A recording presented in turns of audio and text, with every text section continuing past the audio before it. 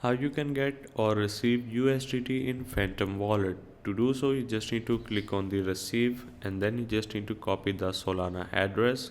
Once you have copied your Solana address, you just need to head over to any third-party crypto exchange platform and then you just need to click on withdraw, and in this case it is USDT. So I will simply click on send via crypto network.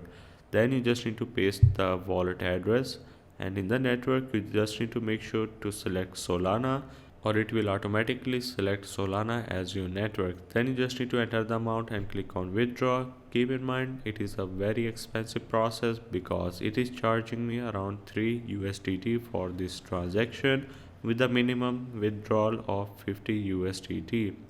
Anyways, once you click on the withdraw, you will going to receive in your Phantom wallet within few minutes. Always make sure to send 5 or 10 USDT before sending a larger amount, just to be sure that it is the right account. So hope this helped. This is how you can get USDT in Phantom wallet.